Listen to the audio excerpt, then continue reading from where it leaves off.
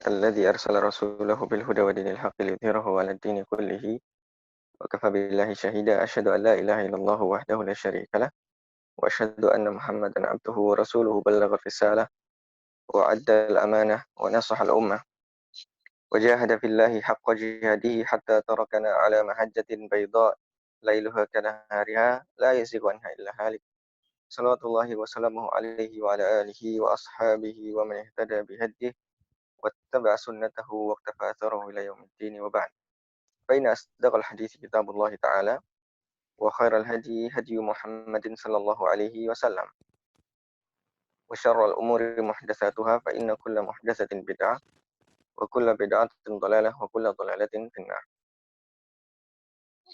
Insyaallah kita akan lanjutkan pembacaan kitab At-Taqrib dengan membacakan syarah atau ta'liq dari Syekh Al-Bugha At-Tarhib.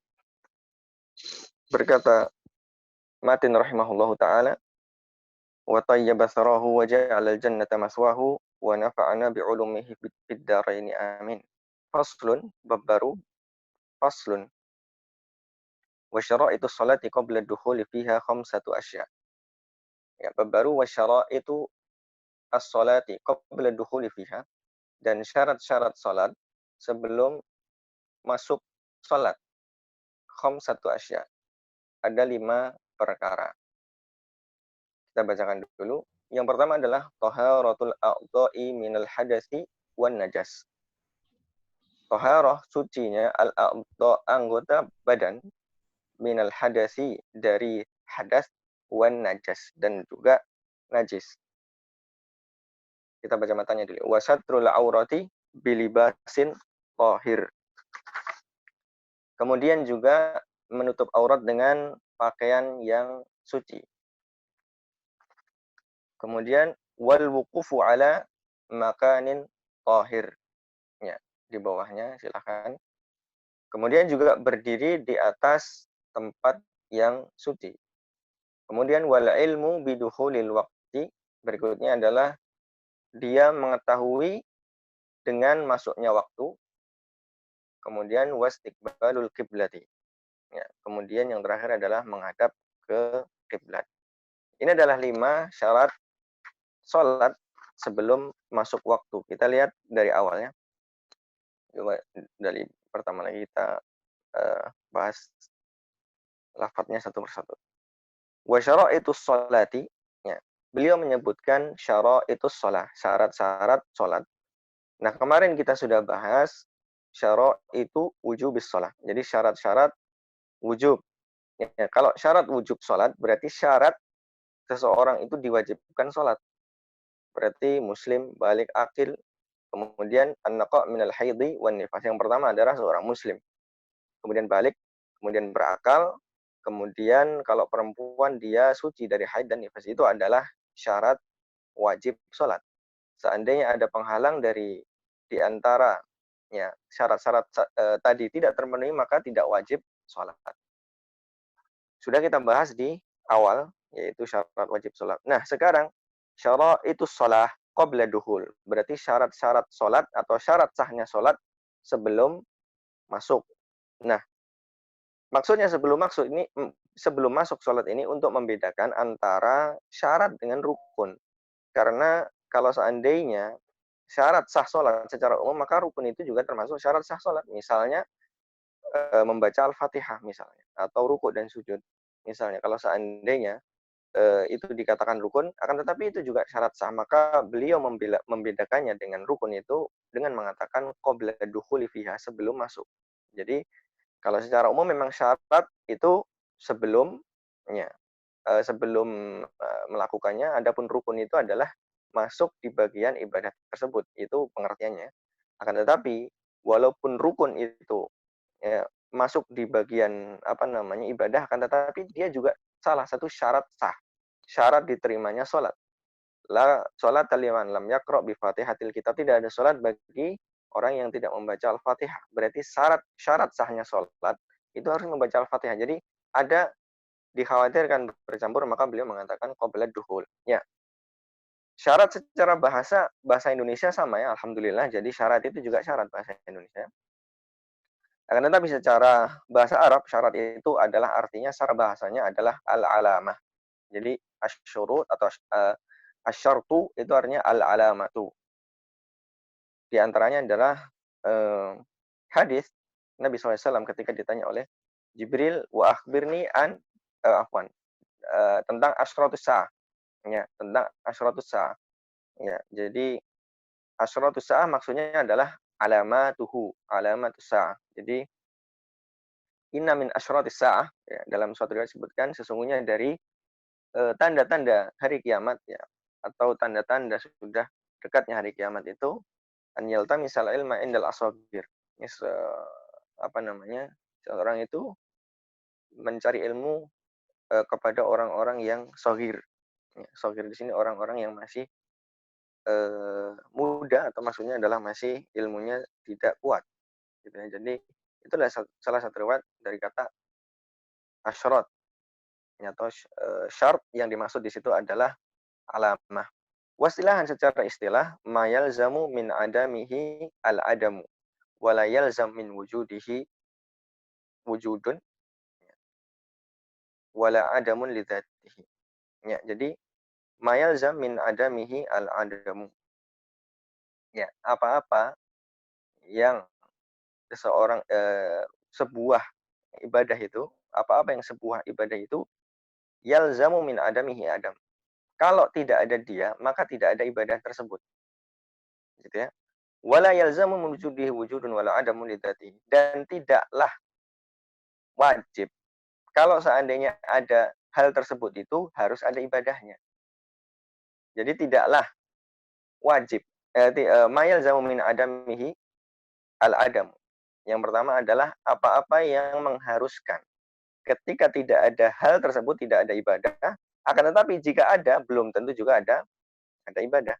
Gitu ya. Misalnya tadi ya taharatul adha minal hadas. Jadi seseorang suci dari hadas dan najis itu adalah syarat sahnya sholat.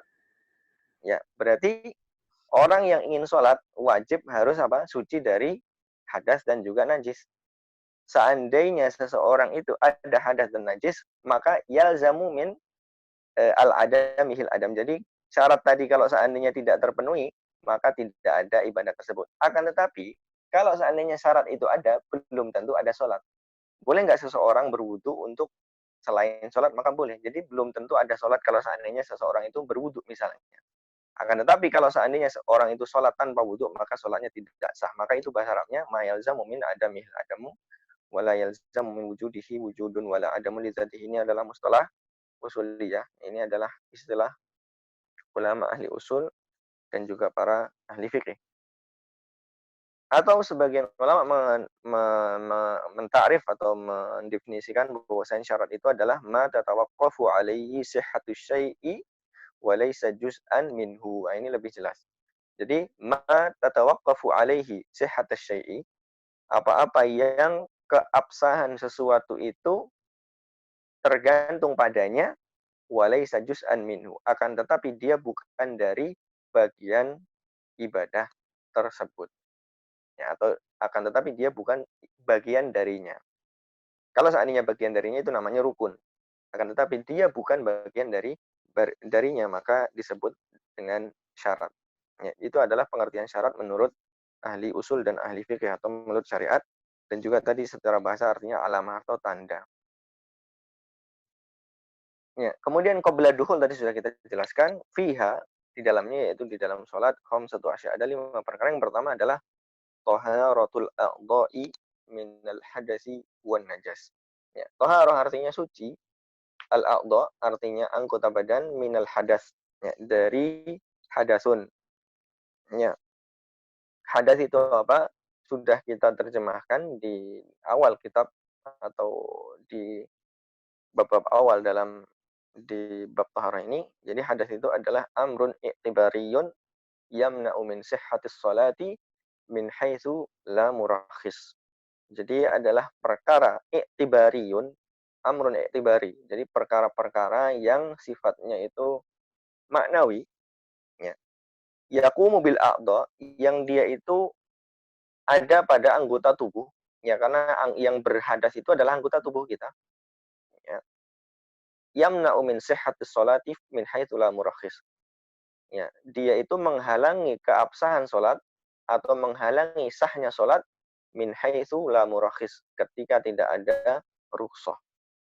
Ya, jadi dia adalah perkara yang maknawi yang ada pada pada badan seseorang yang menghalangi keabsahan salat ketika tidak ada rukhsah min haitsu la murakhis, ketika tidak ada rukhsah. Sudah kita jelaskan maksud dari pengertian tersebut. Ya, min haitsu la murakhis itu maksudnya, saya ulangi supaya ingat lagi ya. Di mana tidak ada rukhsah itu maksudnya adalah ada seseorang yang berhadas akan tetapi karena rukhsah maka masih dianggap sah dia apa? Dia sholat. Itu namanya murakhis. Gitu ya. Kemudian juga najis itu para ulama mendefinisikan ya, yang kita pilih adalah salah satu definisi para ulama yaitu mustaqdzarun yamna'u sihhatas sholati haitsu la murakhis. Jadi pertama adalah mustaqdzar, sesuatu yang kotor, yamna'u sihhatas sholati min haitsu la murakhis. Ya, sesuatu yang kotor yang menghalangi keabsahan sholat ketika tidak ada rukhsah. Ini juga sama ya, min haitsu la murakhis juga min haitsu la murakhis. Karena nanti ada rukhsah, seseorang itu ada najis akan tetapi sholatnya tetap sah itu karena rukhsah.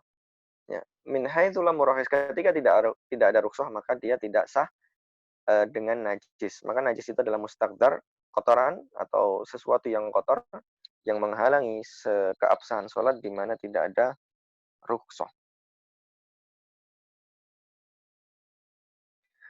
Oleh karena itu ketika beliau mengatakan taharatul a'dha'i minal hadasi wan najas ya. Jadi syarat yang pertama adalah suci dari hadas dan juga najis, maka tidaklah farqa baina ya an yusallil mar'u bila taharatin aslan ya au fi asna'i, ini untuk hadas ya.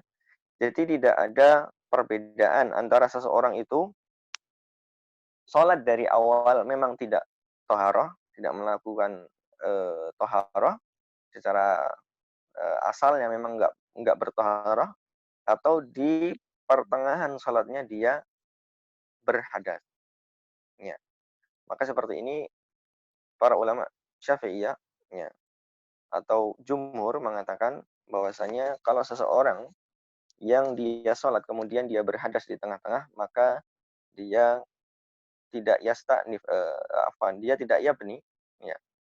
Tidak, maksudnya yabni itu misalnya dia sholat kemudian dia berhadas, kemudian dia kentut misalnya, kemudian dia wudhu, kemudian dia lanjutkan sholatnya. Misalnya dia sampai rakaat kedua, kemudian lanjutkan ke rakaat ketiga. Tidak seperti itu, akan tetapi dia yasta'nif, dia mengulangi dari awal atau alal. Jadi ini adalah pendapat yang mu'tamad, walaupun ya, pendapat sebagian atau pendapat qadim ya, atau pendapat sebagian ulama Syafi'iyah atau qaulul qadim li Syafi'i itu mengatakan bahwasanya yabni, yaitu melanjutkan. Akan tetapi yang mu'tamad adalah tidak melanjutkan, akan tetapi diulang dari awal, yaitu yasta'nif min jadid. Kemudian di sini beliau membawakan dalilnya dulu. Silahkan dibuka catatan kaki nomor 1 dulu. Ya. Di sini beliau mengatakan taharatul a'dha'i minal hadasi. Kita lihat di sini al-asghar wal akbar. Ya, hadas besar maupun hadas kecil. Ya, al-asghar hadas kecil, al-akbar hadas besar. Biqaulihi ta'ala, karena firman Allah Subhanahu wa taala, ya ayyuhalladzina amanu, wahai orang-orang yang beriman, idza qumtum ilas shalat, ketika kalian ingin mendirikan salat, faghsilu wujuhakum wa aydiyakum ilal marafiq, maka cucilah ya, wajah-wajah kalian dan tangan-tangan kalian sampai ke siku, wamsahu bi ru'usikum wa arjulakum ilal ka'bain. Kemudian usaplah kepala kalian ya, dan kaki kalian cucilah ilal ka'bain, sampai ke mata kaki. Wa in kuntum junuban fatahharu, kalau kalian junub maka bersucilah. Maka di sini Allah Subhanahu wa taala mengatakan wa in kuntum junuban fatahharu. Ketika kalian junub maka bersucilah. Jadi di sini dalil bahwasanya wajibnya mengangkat hadas besar dari junub. Kemudian Wan najas dalam matan tadi disebutkan, kemudian kita lihat catatan kaki nomor 2, dalla ala dzalika amruhu sallallahu alaihi wasallam bi ghuslin najasat. Yang menunjukkan itu adalah eh, afwan. Ini catatan kaki yang halaman sebelumnya tadi belum kita baca. Yang nomor 1. Dibuka yang sebelumnya. Sebelumnya. Sebentar. Ya, sepertinya ada perbedaan nuskah. Coba antum turunkan lagi ya.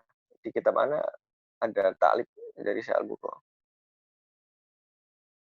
Terus sampai afwan, naikin. Afwan. Ya, ya di sini tidak ada ta'liq. Kalau di nuskah ana ada ta'liq sedikit. Ya. Seperti beliau menerjemahkan melanjutkan ayatnya, kemudian sampai di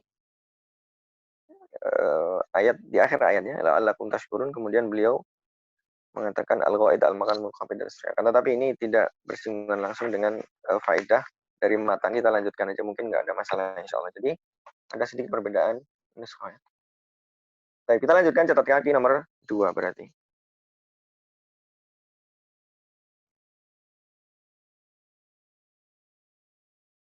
Ya.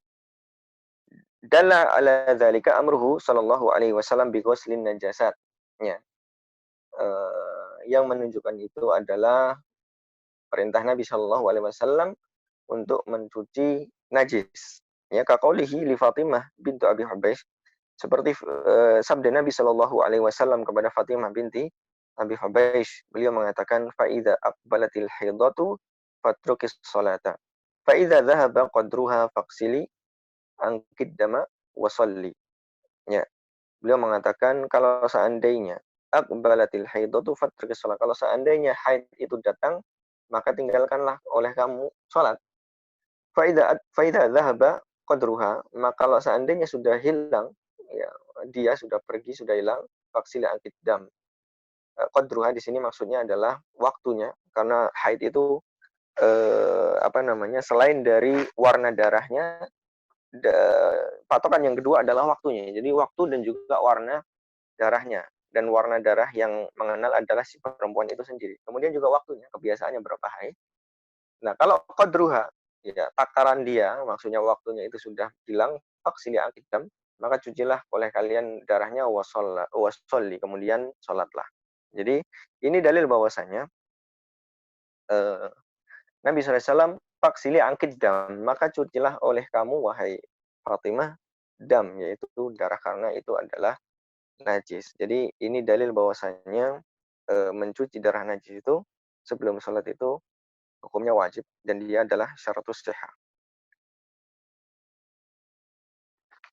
Kemudian adapun najasah, ya tadi disebutkan bahwasanya hadas sudah kita bahas. Kemudian adapun najasah, maka najasah itu kita ke atas sedikit lagi. Mungkin ya di sini. Oh, ya. Adapun najasah itu, maka najasah itu terbagi menjadi 2, gitu ya. Yang pertama adalah najasatun ghairu ma'fuin anha, najasah yang tidak diampuni, maka ini adalah keumuman dari najis. Keumuman dari najis. Kemudian yang kedua adalah najasatun atau an-najasatu waqi'atun fi madinnatil afwi.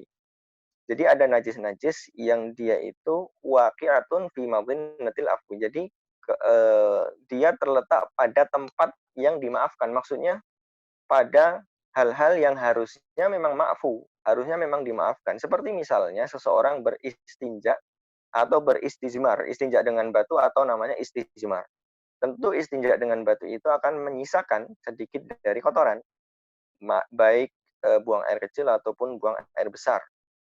Maka kotoran yang masih menempel, ya, di kubul maupun dubur itu, ketika kita sudah menyempurnakan istinja, kotoran yang masih di situ itu pasti ma'fu, karena diperbolehkan oleh syariat Islam atau Allah Subhanahu wa taala untuk kita beristinja dengan batu.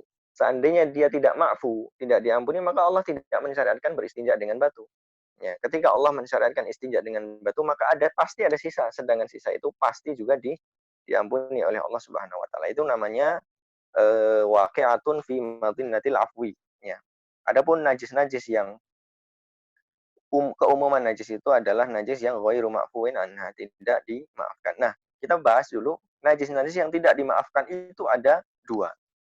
Imma an yu'rafa, bisa jadi dia itu mengetahui tempatnya, ya imma an yu'rafa maudhi'aha, ya kata para ulama seperti itu.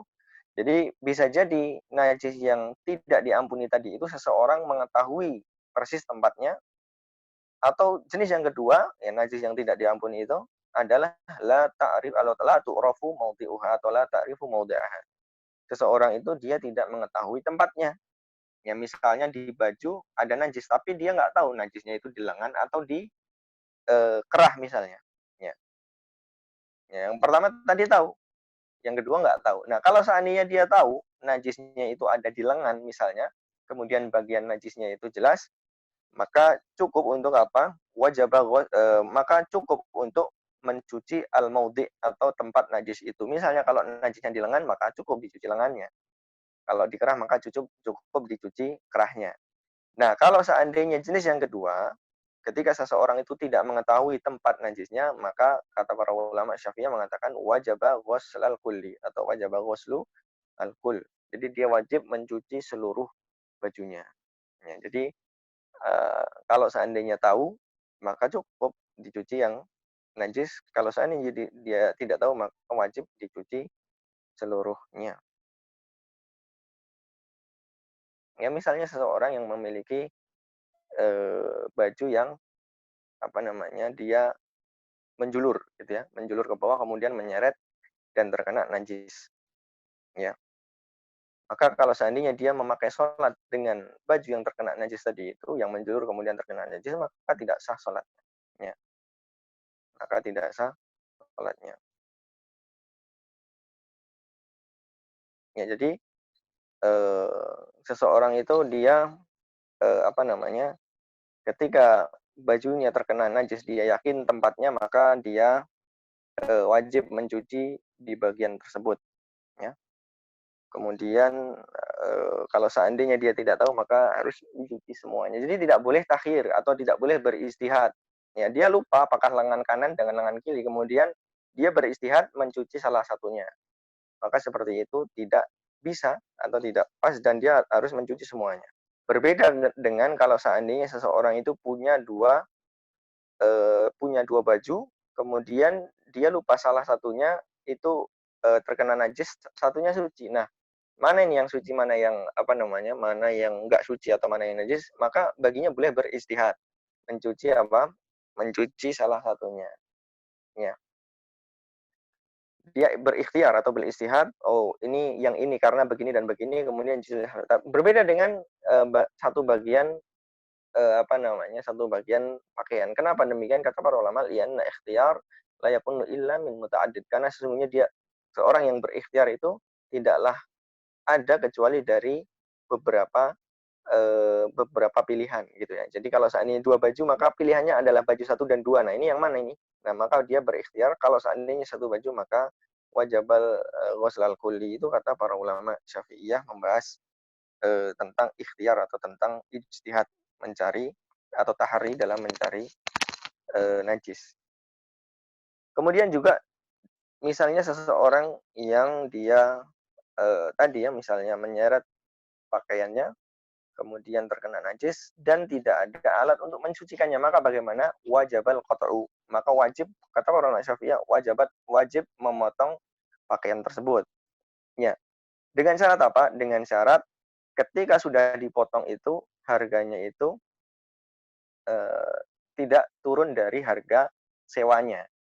Misalnya nih, misalnya kan seseorang kehabisan pakaian karena najis, nggak ada pakaian lagi, kemudian seandainya dia menyewa itu harganya 10.000 misalnya. Kemudian kalau seandainya pakaiannya dipotong kurang dari itu. Ya, jadi harganya lebih rendah daripada harga sewa, maka tidak ya. Kalau seandainya dia apa namanya? Tidak rendah dari harga sewa, maka wajib baginya untuk menyewa atau dia memotongnya.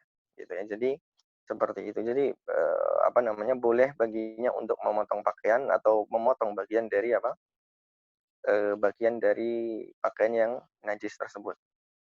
Kemudian, begitu pula seseorang yang, eee, misalnya membawa najis, ya, membawa najis ketika sholat. Misalnya dia membawa najis di kantongnya ketika sholat, walaupun itu bukan nempel di pakaian, walaupun najisnya itu di dalam plastik, maka orang yang membawa najis ketika sholat itu juga tidak sah sholatnya. Ya. Jadi ketika dia membawa atau menggenggam sesuatu yang najis, maka juga tidak boleh sholat. Atau seseorang itu menggenggam sesuatu yang ujungnya itu najis. Misalnya dia menggenggam, memegang pedang misalnya yang ujungnya ada darahnya. Kemudian dia sholat dengan memegang apa? Memegang pedang tersebut yang ujungnya ada darahnya tersebut, maka sholatnya tidak sah, maka wajib apa? Ditinggalkan atau diletakkan pedang tersebut.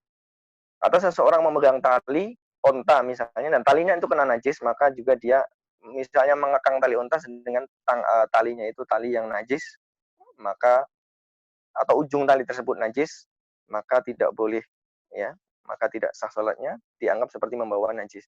Nah, berbeda dengan kalau seandainya dia memegang tali tersebut atau tali unta atau tali hewan tersebut, kemudian hewan ditalikan pada hewannya dan hewannya ada najisnya. Nah, kalau seperti ini, maka eh,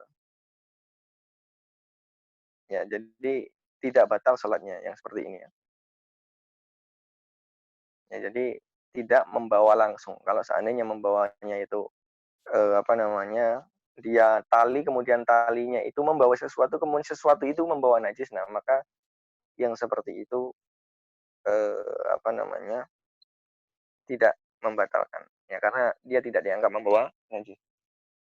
Begitu pula seandainya seseorang menggendong anaknya ketika sholat. Ya, menggendong anaknya ketika sholat, kemudian ternyata si anaknya ini, apa namanya, habis ngompol misalnya. Nah, maka jelas ya, habis ngompol ini walaupun sudah kering, walaupun dia tidak menempel di badan orang yang sholat tersebut, maka dia membawa najis. Atau dia membawa anak yang pakai pampers misalnya. Nah, di pampers tersebut banyak air kencing dia, walaupun sudah tidak mengenai. Maksudnya kalau saat ini dibawa, maka pampers kan tidak mengenai orang yang sholat. Layak tak ada. Walaupun seperti itu, maka tidak boleh. Jadi kalau seandainya seseorang ibu misalnya dia apa namanya, menggendong anaknya, maka pastikan anak itu dalam keadaan bersih dari najis gitu ya. Nah, berbeda dengan kata para ulama, lauhadahu fir ruku'i was sujud. Kalau seandainya dia muhadah. Muhadah itu dia itu berhadapan ya, atau berhadapan dengan najis atau nempel kepada najis, akan tetapi najis itu tidak apa, bukan nempel, afan, berhadapan dengan najis, maka apa namanya, dia tidak membatalkan sholat. Misalnya seseorang atau seorang ibu menaruh anaknya di depan sholat, di depan dia, apa namanya, di depan, dia ketika sholat. Ketika dia ruku, ketika dia sujud, nah menempel badannya kepada si badan si anak yang ada pampersnya tadi. Maka seperti itu, kalau muhadzah seperti itu, maka tidak najis. Ketika najisnya lah ya tak ada, ketika najisnya itu tidak nempel, kecuali kalau seandainya najisnya nempel ke badan dia, mengenai badan dia, maka juga batal sholatnya. Karena tapi kalau seandainya di dalam pampers, maka aman. Nah, kemudian ditaruh di depannya misalnya, kemudian dia sholat dan dia ruku atau sujud, nah maka itu tidak mempengaruhi apa, keabsahan sholat. Jadi seperti itu ya. Jadi seperti itu. Seperti itu tidak membatalkan sholat. Itu adalah najis yang jenis yang pertama. Kemudian najis yang jenis yang kedua adalah an-najasatul waqi'atu fi madinnatil afwi. Jadi najis-najis yang terletak di tempat-tempat yang harusnya dimaafkan. Mislu, contohnya adalah mahallul istijmar. Seperti contohnya adalah tempat atau kubul dan dubur setelah istijmar, yaitu setelah beristinja dengan batu. Ya, tadi sudah kita sebutkan, tentu kalau seandainya dia beristinja dengan batu itu, maka akan ada sisanya, akan tetapi pasti sisanya itu diampuni oleh Allah Subhanahu wa taala.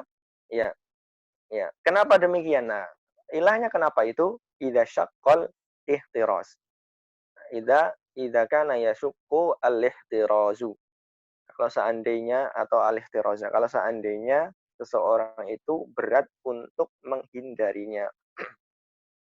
Tempat seseorang beristijmar tadi atau kubul dan dubur dia ketika setelah istijmar dengan batu tentu sulit menghindarinya karena batu itu nggak mungkin menghilangkan asar atau sisanya nggak mungkin ya. Akan tetapi dia menghilangkan aina, bendanya mungkin ya, tapi baunya, rasanya, warnanya istilahnya seperti itu kalau saya dipegang masih tangannya bau. Nah, yang seperti itu maka itu apa namanya? Ma'fu karena apa? Karena yasyukku anhul ihtiras karena dia berat untuk apa namanya? Al-ihtiras itu menghindari ya, berat untuk menghindari. Nah, akan tetapi kalau seandainya la yasyukku anhul ihtiras, kalau seandainya dia itu tidak berat untuk menghindarinya, maka tetap ya, tetap dia itu najis. Misalnya, ya, misalnya seseorang sholat, ya kemudian dia mengumpul seseorang afwan, sebelum dia beristinja dengan batu. Walaupun ada air beristinja dengan batu itu sah, jadi tidak harus dengan air ya.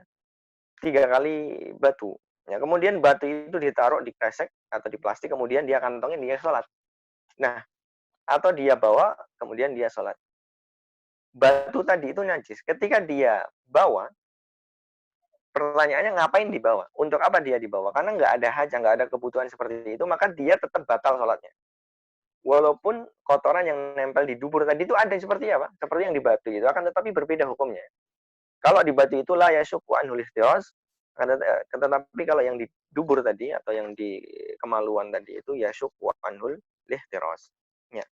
Maka kaidahnya seperti itu, maka seandainya sisa ya sisa apa namanya sisa istinja dengan batu tadi itu ketika mengenai ya mengenai orang lain, maka orang lain itu pun tetap najis, bukan berarti itu makfu kemudian orang lain makfu boleh dia bekas istinjanya di kubul dia atau di kemaluan dia itu boleh ditempelin ke orang lain, nggak boleh, itu tetap najis ya. Atau kepada bagian yang lain, misalnya nempel ke bagian yang lain, maka ta'ayyan al-ma kata para ulama, maka kalau dia nempel di bagian lain maka harus dicuci dengan air gitu ya. Jadi kenapa demikian? Karena la yasukku anul ihtiras, karena sesungguhnya itu tidak sulit untuk dihindari, justru dialah yang berlalai-lalaian dalam bab apa namanya? Bab istinja gitu ya. Jadi dobitnya di situ. Kenapa demikian? Karena yasukku anhu idza syaqqa al-ihtiraz gitu ya. Ya.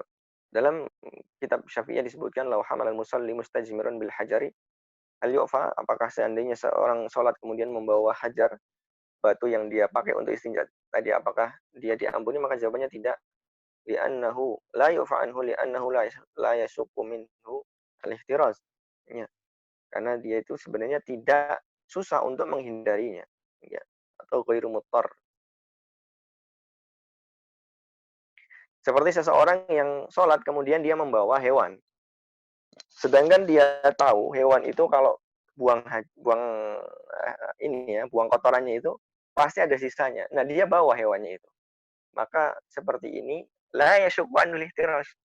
Maka seperti ini tidak berat baginya untuk menghindarinya. Pertanyaannya buat apa dia bawa hewan? Maka yang seperti ini la yu'fa anhu. Seperti ini tidak diampuni walaupun di dalam ketika dia bersidak tadi di dubur dia ada kotoran itu diampuni. Tapi kalau dia bawa binatang, misalnya bawa kucing misalnya, kemudian dia bawa sholat, nah kita tahu kucing itu kalau seandainya kencing atau buang atau berak gitu ya, dia eh, najis, maka seperti itu yabtulus sholat, seperti itu bisa membatalkan sholat. Ya, seperti lau hamala hayawanun qad tanajjasa manfaduhu. Ya, kata para ulama kalau seandainya membawa hewan yang manfaatnya atau lubangnya itu, lubang kotorannya itu tanajjas gitu ya. Begitu pula juga seandainya ada tinus syawari al mutayakin najasatuhu. Ya, ini juga dicontohkan seperti zaman-zaman dulu, yaitu tanah-tanah jalan yang yakin itu najis. Ya. Kita tahu dalam mazhab Syafi'i itu segala macam kencing, segala macam kotoran, ya baik binatang maupun manusia itu najis. Baik dimakan ataupun tidak dimakan itu tetap najis sama aja. Nah, seandainya dia mengenai tanah, maka tanahnya juga najis, gitu ya. Nah, maka apa namanya, tinu syawari al-mutayaqqin najasatuhu, jadi tanah jalan yang yakin najisnya itu, wa misluhu dan selainnya itu, maka yu'fa anhu, ya, maka diampuni. Akan tetapi, nah ini juga para ulama itu tidak apa namanya, menerapkan hal-hal seperti ini itu seperti hukum pasti gitu. Jadi satu tambah satu 2 tidak. Ya, akan tetapi kita lihat ya, dengan apa, ada perbedaannya, akan tetapi perbedaannya adalah ketika misalnya ya, para ulama membedakan ya, para ulama membedakan di musim apa dia itu. Jalan yang kena najis tadi itu, ketika mengenai pakaian gitu ya, mengenai bagian pakaian bawah, gitu. Bagian pakaian bawah itu maksudnya pakaian-pakaian yang memang yasyuk wanul ihtiras, memang susah untuk dihindari, misalnya pakaian bawah, misalnya bagian kaki atau bagian bawah pakaian, ya. Ketika musim, kalau dalam Arab itu musim shaib sama musim syita. Kalau di kita musim hujan sama musim kemarau mungkin ya. Kalau seandainya tempat najis tadi itu di musim kemarau, maka seorang pasti bisa melihat mana yang najis, mana yang enggak najis, mana yang najisnya itu bisa mengenai, mana yang enggak. Nah, kalau dia di musim panas atau musim kemarau di Indonesia, maka para ulama Syafi'iyah itu tidak menganggapnya sebagai ma'fu anhu, tidak menganggapnya sebagai ma'fu anhu. Kenapa? Karena dia lalai gitu ya. Karena dia bisa memilah-milah. Akan tetapi kalau yasyuk wanhul ihtiras, kalau seandainya susah baginya untuk menghindarinya seperti di tanah yang najis tadi itu di musim syita, musim dingin atau di kita musim hujan, maka tentu tanahnya itu bercampur dengan air gitu. Nah, maka itu yasyuk wanhul ihtiras. Maka di musim apapun di musim misalnya musim panas dan musim dingin pun itu berbeda hukumnya. Begitu juga berbeda hukumnya ketika mengenai apa? Seandainya mengenai pakaian-pakaian yang yasyukku anhul istiros, yang berat dia itu untuk menghindarinya, seperti kaki, kemudian siap misalnya ujung pakaian bawah, maka seperti itu ma'fu anhu. Berbeda dengan kalau seandainya tanah najis tadi itu mengenai imamah, mengenai peci, mengenai muka misalnya, maka itulah yufa kata para ulama, tidak diampuni. Kenapa? Karena eh, karena dia sendiri sebenarnya dia yang apa? Yang lalai dalam apa? Dalam apa namanya, perkara najis tersebut. Ya, hal seperti ini disebutkan oleh Imam Nawawi, bahwasanya Imam Nawawi mengatakan yu'abbir an qalilin dunal kasir. Jadi Imam Nawawi mentakbirkan atau mengibaratkan hal seperti itu mengatakan begini. Jadi kalau seandainya yang ma'fu anhu tadi itu sedikit, maka ma'fu. Ya maksudnya ya, ya apa namanya, susah untuk dihindari, kemudian itu sedikit maka ma'fu. Itu ibarah atau takbir dari Imam An-Nawawi rahimahullah taala. Akan tetapi Ibnu Hajar Al-Asqalani rahimahullah itu mengatakan bahwasanya dan mi'yarnya atau timbangannya itu adalah mala eh, mala mala yasubbu bihi eh, mala yasubbu bihi sahibuhu ila qillati tahaffud afwan. Ya. Jadi apa-apa yang tidak disebutkan ya kepada sahibnya, yaitu orang-orang yang terkena najis yang ma'fu anhu tadi itu ila qillatit tahaffudnya. Apa-apa yang tidak menyebabkan seseorang itu disebut qillatit tahafud. Qillatit tahafud itu dia lalai dalam menjaga diri. Maksudnya bagaimana? Maksudnya seseorang ketika disebut dia lalai dalam menjaga diri, maka itu tidak diampuni. Ya seperti yang saya contohkan tadi, misalnya terkena najis yang ma'fu anhu, akan tetapi disebabkan karena qillatul tahafud. Qillatul tahafud itu karena dia lalai dalam menjaga diri. Misalnya melewati jalan yang najis, padahal ada apa namanya, di musim panas. Atau melewati jalan yang najis, kemudian terkena najis tapi bukan bagian bawah. Pada musim dingin bukan bagian bawah, tapi bagian kepalanya misalnya. Atau bagian mukanya. Ini kan disebut disebut si pelakunya itu apa? Qillatul tahafud, yaitu dia punya lalai dalam apa, dalam bab menjaga diri, maka tidak ma'fu anhu. Nah ini mungkin me'yar yang dibawakan oleh Ibnu Hajar ini lebih apa namanya, lebih sesuai dengan apa yang dipaparkan oleh ashab atau al-madhab. Begitu pula dengan darah-darah yang najis-najis yang diampuni itu dengan darah-darah yang sedikit seperti darah nyamuk misalnya. Kemudian damul barogis, kata para ulama, barogis itu darah kutu, kutu yang nyedot darah, atau kutu yang lain dia memiliki darah misalnya. Awil kumal-kumal juga jenis kutu misalnya. Kemudian juga wani mudubab. Wani mudzubab. Ya, wani mudzubab itu adalah kotorannya lalat. Ya, kotoran lalat kita tahu lalat itu kan apa namanya, dia nempel di najis dan dia makan najis dan dia juga punya kotoran. Nah, kotorannya ini juga najis. Ya, kotoran lalat ini najis, akan tetapi kalau seandainya kotoran lalat itu susah untuk dihindari, maka itu adalah ma'fu anhu. Ya, jadi hal-hal yang seperti itu kenapa? Karena apa namanya, ya syukwanhu al-ihtiras, karena seseorang itu apa namanya, susah untuk menghindarinya, ya. Ya kita tahu dalam mazhab Syafi'i itu semua jenis raus atau kotoran binatang dan baulnya itu juga semuanya najis, dan juga semua jenis darah itu najis. Ya, ini juga pendapat jumhur ya. Jumhur mengatakan demikian. Jadi jumhur mengatakan bahwasanya seluruh jenis darah maka hukumnya najis. Nah, seandainya darah itu juga susah untuk menghindari seperti darah hijamah atau darah bekam misalnya, kemudian darah pasdu misalnya, walaupun dia tentu banyak ya, maka kalau seandainya sudah dibersihkan dan dia masih menambah sedikit, maka itu ya syukwan iftiras, maka seperti itu ma'fuun anhu. Ya, wallahu a'lam bishawab. Kemudian kita lanjutkan ke bab berikutnya, satrul aurah. Tafadhal.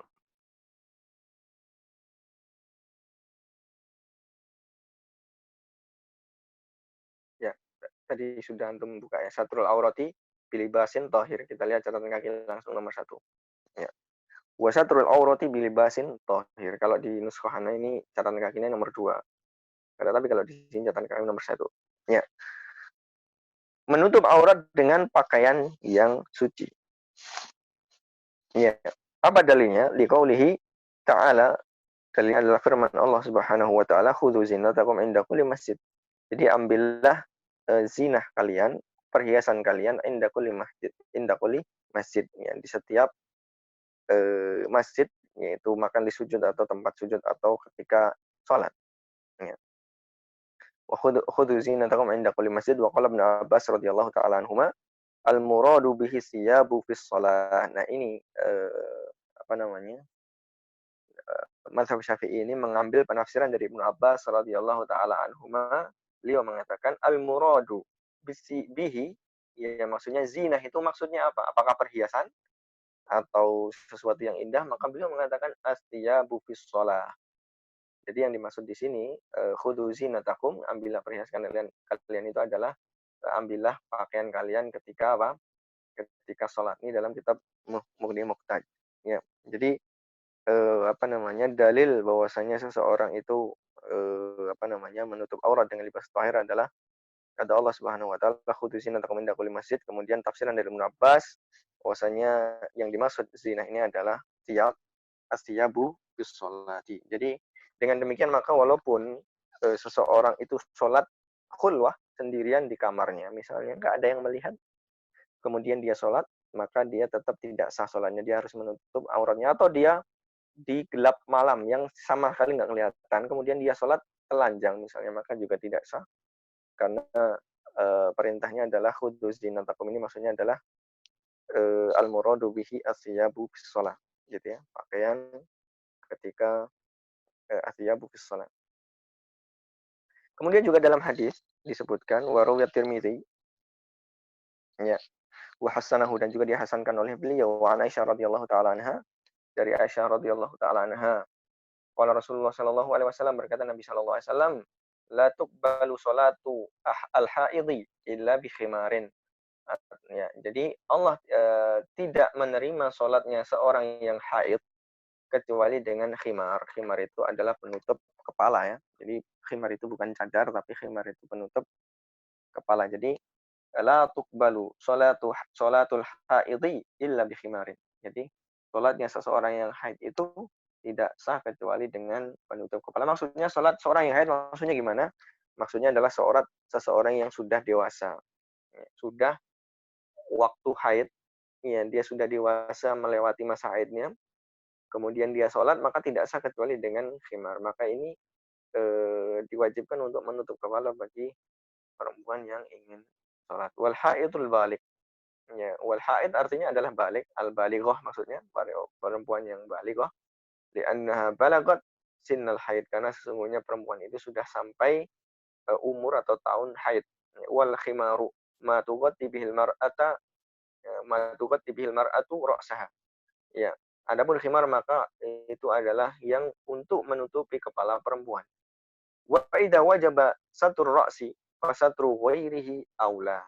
Maka dalam hadis memang disebutkan yang ditutup kepalanya, akan tetapi dikiaskan kepada seluruh badannya. Kepala saja ditutup, apalagi yang lainnya, gitu. Apalagi yang lainnya.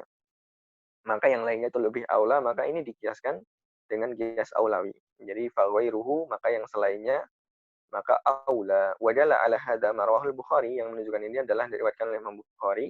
An Aisyah radhiyallahu taala anha qalat, dari Aisyah radhiyallahu taala anha beliau berkata, laqad kana Rasulullah sallallahu alaihi wasallam yusalli al-fajr, bahwasanya Nabi sallallahu alaihi wasallam itu salat subuh, wa yashhadu ma hunisa minal mu'minat mutalaffi'at fi murutihinna thumma yarji'na ila buyutihinna ma ya'rifuhunna ahadun. Ya, jadi Nabi Shallallahu alaihi wasallam itu salat fajar, kemudian beliau itu melihat para wanita minal mukminat, dari kaum mukminat, mutalaffi'at. Ya, dalam surah mutalafifat, mutalaffi'at. Mutalaffi'at fi murutihinna maksudnya adalah mutalafifat bi'ak yas bi'ak yasit bi'ak yati si bi'ak siyatihinna afwan bi'ak siyatihinna wal lifa'u taubun yukhallil bihil jasad kullah. Ya. Jadi mutalafiat fi murutihinna maksudnya adalah mutalafifat atau menutup apa namanya? Mutalafif itu artinya menutup badannya itu dengan pakaian-pakaian mereka.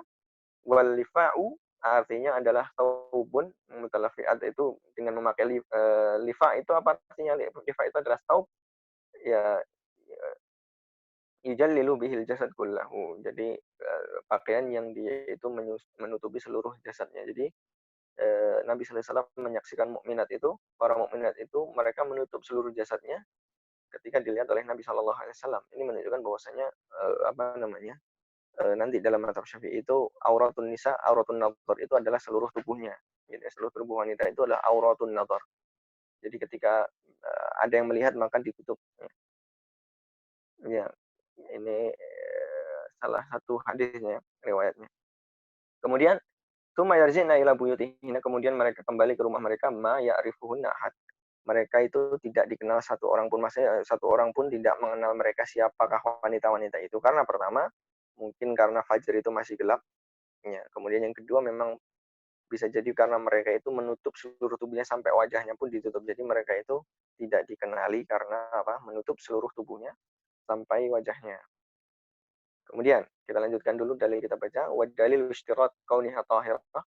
Ya, kemudian dalil disyaratkan bahwasanya dia harus tahir, harus suci, maka firman Allah Subhanahu wa taala wa thiyabaka fatahhir dalam surat Al-Mudatsir, bahwasanya dan bajumu sucikanlah.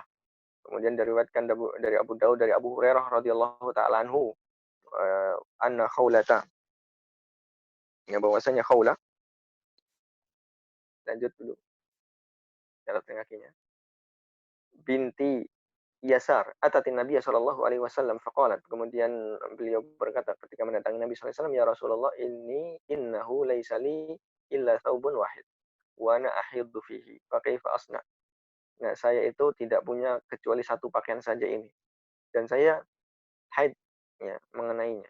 Bagaimana saya berbuat? Qala, berkata Nabi sallallahu alaihi wasallam, idza tahurti faksilihi tsumma shalli. Kalau kamu sudah suci, maka cucilah pakaianmu itu, kemudian salatlah dengannya. Faqalat fa in lam yakhruj dam. Kalau seandainya darahnya itu tidak hilang, maka bagaimana Rasulullah? Qala yakfika ghusl dami wala yadurruki atharuhu. Maka cukup bagimu wahai siapa tadi yang bertanya? Ya, Khawlah, wahai Khawlah, yakfika ghuslud dam. Cukup bagimu untuk mencuci darah itu wala yadurruki asaruhu, maka tidak memadorotimu bekasnya. Jadi kalau seandainya kena bekas haid kemudian dia sudah cuci dengan mencuci sebenar-benarnya, kalau ada asarnya, ada sisanya, maka la yadurruk, maka tidak mengapa tidak memadorotkannya. Ya. Kemudian kita lihat dari awalnya. Ya, jadi Nabi SAW tadi bersabda, layak balu sholatu haidin illa bikhimarin. Jadi seseorang wanita itu, ya haid, atau wanita yang sudah dewasa itu tidak sah sholat kecuali dengan khimar, kecuali dengan penutup kepala, maka itu menunjukkan wajib, ya, atau syarat, yaitu menutup aurat bagi wanita. Dan auratnya wanita itu adalah, nanti akan kita bahas, ya, seluruh tubuhnya, yaitu auratun nador. Ya, jadi dalam mazhab Syafi'i itu ada auratun nador dan juga auratul hakiki, gitu ya. Jadi ini juga nanti akan kita bahas insya Allah di bawahnya. Kemudian ada aurat dilihat, ya, perempuan itu aurat dilihat laki-laki itu bagian mananya, dan juga aurat hakikinya itu sebelah mana sebenarnya. Nanti kita bahas. Nah, yang dimaksud khimar itu bukan cadar, ya. Ulama atau ulama Syafi'i mengatakan seseorang laki-laki yang memakai masker atau penutup muka itu makruh ketika dia sholat. Ya, ini kalau tidak ada sebab, ya. Kalau seandainya ada uzur seperti pandemi, maka ini hukumnya berbeda. Kemudian juga wanita yang bercadar itu juga makruh ketika sholat. Ya. Jadi kalau sholat dia buka, illa kecuali kata para ulama apa, dia apa namanya, ada ajanib atau laki-laki yang asing yang melihatnya. Jadi kalau dia khawatir akan dilihat oleh laki-laki ajanib karena dia di tempat umum misalnya, maka dia tidak mengapa menggunakan cadar. Ya, tetapi kalau saat ini dia sendirian di rumahnya, maka makruh hukumnya menggunakan cadar. Jadi dia buka. Ya. Kemudian aurat laki-laki, ya, aurat laki-laki itu adalah antara pusar dan juga apa namanya, lutut. Ya. Ya. Kemudian kata Nabi SAW, dalilnya adalah auratul rajuli ma baina surratihi wa rukbatihi. Auratnya laki-laki itu antara lutut dan juga pusarnya. Jadi sebagian ulama atau Syafi'iyah mengatakan bahwasanya pusar dan juga lutut sendiri itu bukan aurat, tapi auratnya adalah setelahnya. Ya, jadi setelahnya, afwan, bukan ini lututnya. Lutut itu bukan aurat, akan tetapi aurat itu adalah setelahnya, karena Nabi SAW mengatakan apa? Ma baina surratihi wa rukbatihi. Auratul rajuli ma baina. Ma baina itu yang diantaranya. Kemudian juga Rasulullah SAW, ya, pernah Nabi SAW itu melewati seorang sahabat, wa huwa kashifani fakhidahu, maka dia ketika itu dalam keadaan membuka pahanya. Jadi ini bukan lutut tapi paha. Wa qala sallallahu alaihi wasallam ghatti fakhidaka fa innal fakhida aurah. Tutuplah pahamu karena sesungguhnya paha itu aurat. Jadi hukumnya sama, ya. Laki-laki yang membuka aurat maka tidak boleh, ya, di apa namanya, harus ditutup. Begitu pula perempuan yang membuka aurat. Ya. Nah, sekarang itu aurat laki-laki. Jadi aurat laki-laki itu adalah yang di antara lutut dan juga pusar. Kemudian aurat perempuan itu apa? Nah, kita lihat di sini, ya. Ya.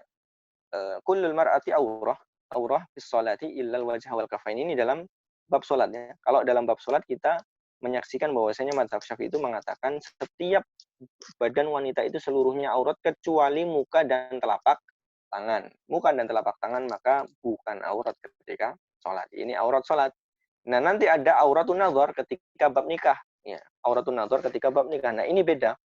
Auratun nazar itu kalau seandainya nazarnya tidak ada hajat, tidak ada keperluan seperti nazar ingin nikah, maka seluruh tubuhnya itu adalah auratun nazar.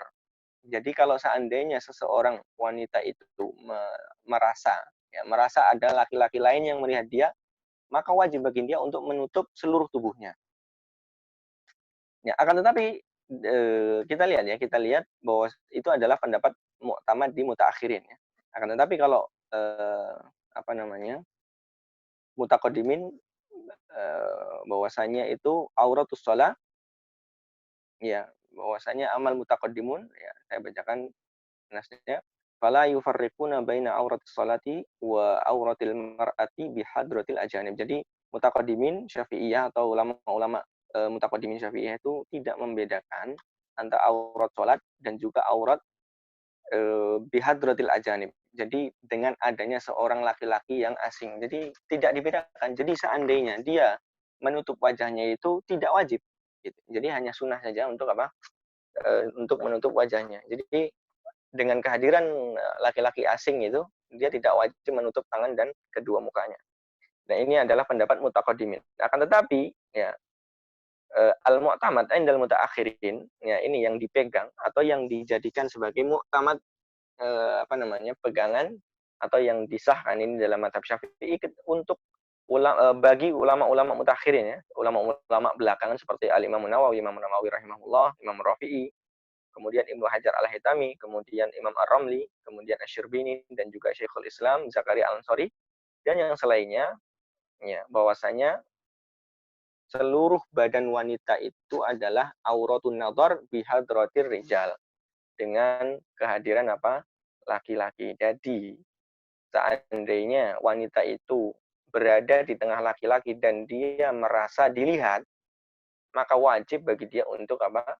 Menutup wajah dan telapak tangannya. Nah, ini makanya ada yang mengatakan, lu katanya mazhab Syafi'i itu menutup wajah itu sunnah. Kok ini ada hikayat menutup wajah itu wajib. Jadi sebenarnya ini masalahnya, yaitu auratus shalah atau auratun nadhar gitu ya. Kalau auratus shalah, maka memang sepakat bahwasanya ulama Syafi'i itu sepakat bahwasanya auratus shalah itu memang selain muka dan telapak tangan. Jadi kalau muka dan telapak tangan itu bukan aurat. Akan tetapi kalau auratun nadhar memang ada perbedaan antara mutaqaddimin dan mutaakhirin. Akan tetapi yang dipegang oleh mutaakhirin ya sebagai mazhab Syafi'i itu adalah seluruh tubuh wanita itu aurat bihadratir rijal ya dengan apa? Auratun nadhar afwan. Aurat nadhar bihadratil rijal. Jadi seandainya ada laki-laki kemudian dia tidak melihat, yakin dia nggak melihat, maka tidak wajib menutup menutup mukanya. Satu tempat akan tetapi dia yakin nggak melihat misalnya dengan hijab atau dengan yang lainnya maka tidak wajib menutup muka. Tapi kalau seandainya dia yakin laki-laki itu bisa melihatnya atau melihat dia maka mutaakhirin menganggap bahwasanya wajib untuk menutup mukanya. Nah, poinnya di sini ya. Berarti sebenarnya mutaakhirin Syafi'iyah pun juga tidak mengatakan bahwasanya muka itu aurat, tidak. Akan tetapi menutupnya itu karena maslahah.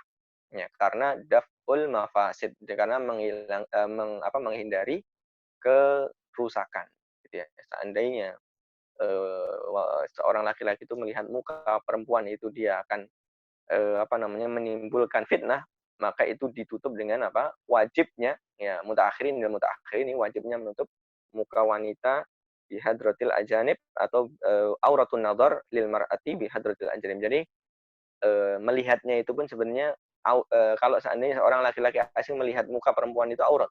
Nah, kalau nggak ada hajah. Akan tetapi aurat hakikinya sebenarnya muka wanita itu tidak aurat gitu ya secara umum begitu. Jadi bukan sunnah, bukan wajib hukum cadar itu. Jadi dalam mazhab Syafi'i itu seperti itu. Jadi aurat hakiki memang bukan aurat, akan tetapi bihadril ajanib itu masuk auratun nadhar, yaitu aurat melihat. Jadi kita ketika mendengar hikayat nih, mazhab Syafi'i mewajibkan cadar, itu yang mana dulu gitu ya. Sebenarnya yang dimaksud adalah mewajibkan cadar itu adalah apa? Bihadratil ajanib atau auratun nadhar bihadratil ajanib. Tetapi kemudian ada yang Imam Syafi'i enggak mewajibkan tapi mensunahkan. Yang dimaksud adalah pendapat mutaqaddimin yang mengatakan bahwasanya auratus shalah itu sama dengan auratun nadhar bihadratil ajanib. Jadi ada dua hikayat dalam mazhab Asy-Syafi'i. Ya, kemudian kita lanjutkan. Dalilnya adalah firman Allah Subhanahu wa taala wala yubdina zinatahunna illa ma dhahara minha.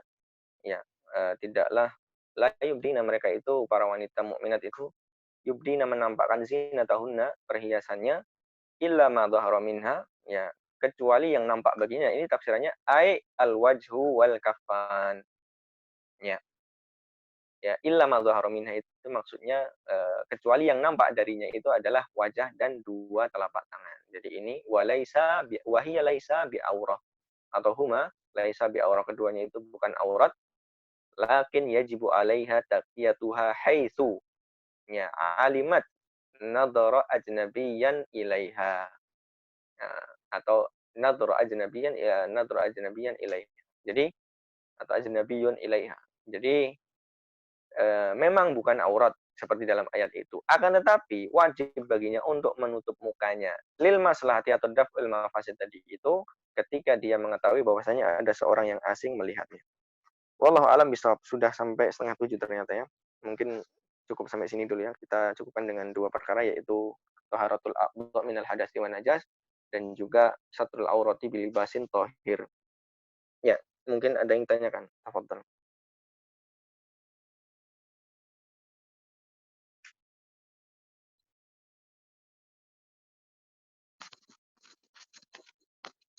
Tafadhal.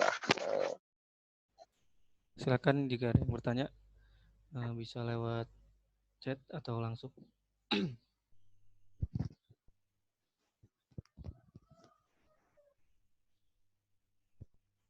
Mungkin Ana Sat pengen nanya Sat.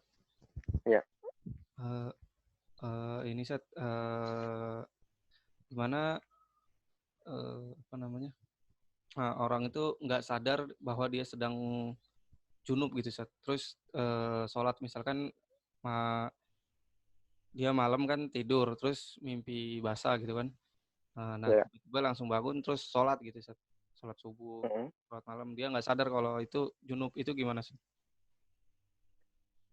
Kalau dia nggak sadar junub kemudian sholat, apakah sholatnya sah gitu maksudnya? Iya, gimana Sat? Kalau dia lupa, memang lupa 100% sampai dia sampai dia meninggal, maka tidak ada kewajiban qadha. Tapi kalau saat ini dia ingat, maka dia diqadha sholatnya. Jadi kalau dia nggak mengetahui sama sekali, maka dia tidak ada qadha baginya. Tapi kalau seandainya dia itu ingat kemudian tahu bahwasanya dia sholat dalam keadaan junub, maka diqadha sholat. Itu kan pertanyaannya kan, akhi?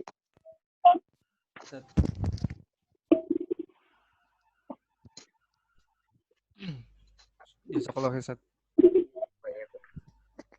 Ya, Waalaikumsalam. Waalaikumsalam warahmatullah. Saya mau tanya, kalau misalkan ada satu keluarga yang satunya itu menikah dengan Muslim, Ustaz. Nah, kalau misalkan dia ketika dalam keadaan bersuci, kemudian bersentuhan dengan orang tuanya, tapi yang non-Muslim, Ustaz, itu batal nggak, Ustaz? Gimana tadi? Seorang pria. Nah, jadi misalkan seorang pria, dia mu'alaf, Ustaz. Pria mu'alaf.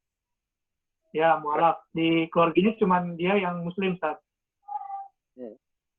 Nah, kemudian ketika dia hendak sholat di rumahnya, dia bersentuhan dengan ibunya, Ustaz, gitu, dengan yang sedarah, apakah batal wudunya atau gimana, Ustaz?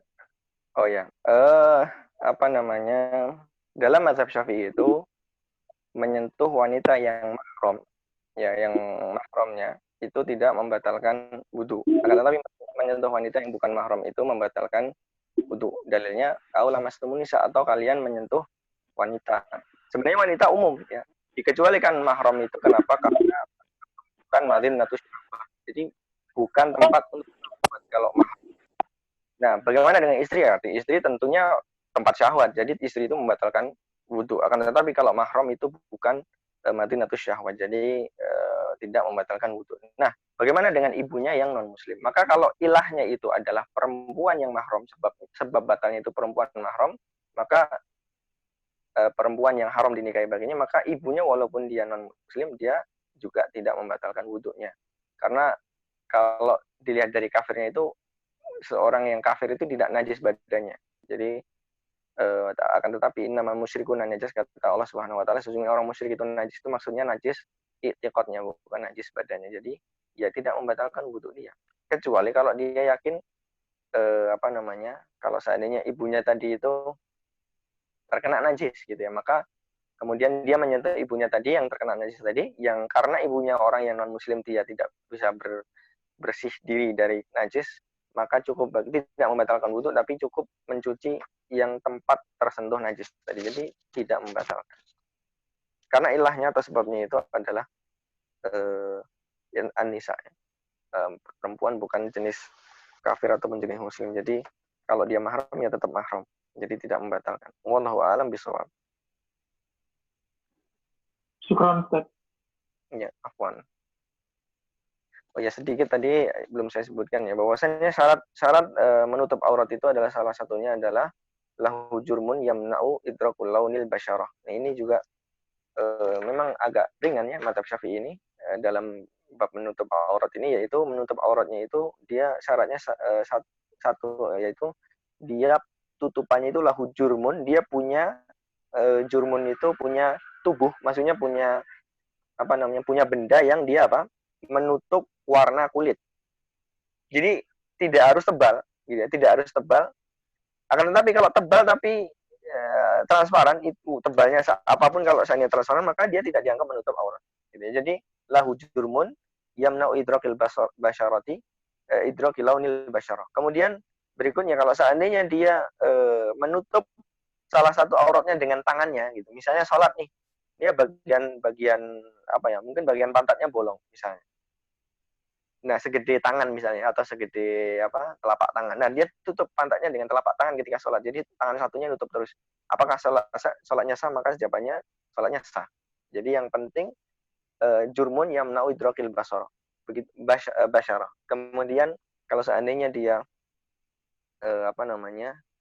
sholat, kemudian dia menutupinya dengan sesuatu, dan menutupinya itu tidak terlihat dari samping, ya, tidak terlihat dari samping, ya, bukan dari bawah ya. Kalau kelihatan dari bawah itu nggak apa-apa, gitu ya. Misalnya orang pakai sarung tapi nggak pakai celana dalam, apakah nggak sah sholatnya? Jawabannya sah, karena nggak kelihatan dari samping, tapi dari bawah kelihatan. Gitu. Jadi satrul aurah itu yajibu alal a'la wal jawanib. Jadi dari atas dan dari samping itu nggak kelihatan. Itu kalau untuk menutup aurat, bab menutup aurat. Jadi bukan dari bawah. Kalau orang nengok dari bawah mungkin kelihatan auratnya, tapi tidak mengapa. Karena yang ditutup itu dari sisi atas dan dari sisi samping. Nah, berbeda dengan memakai khuf. Kalau kita tahu khuf kan, khuf itu sepatu yang menutup mata kaki. Nah, kalau pakai khuf itu syaratnya tidak kelihatan dari samping dan dari bawah. Kalau dari atas kelihatan seperti memakai sepatu boot misalnya, maka itu juga dianggap sebagai khuf, seperti yang sudah kita bahas di bab khuf ya waktu itu. Jadi menutup aurat itu dari samping dan atas. Kalau menutup khuf itu dari bawah dan dari samping. Ya, mungkin itu sedikit saya tambahkan ya. Wallahu a'lam bishawab. Nggak ada yang tanya kan? Nggak ada, Sat, di chat. Nggak ada. Baik, kalau tidak ada mungkin cukup sampai di sini dulu ya. Insya Allah kita lanjutkan di pertemuan berikutnya. Kita tutup dengan kafaratul majlis. Subhanakallahumma wa bihamdika asyhadu an la ilaha illa anta astaghfiruka wa atubu ilaik. Assalamualaikum warahmatullahi wabarakatuh. Waalaikumsalam warahmatullahi wabarakatuh.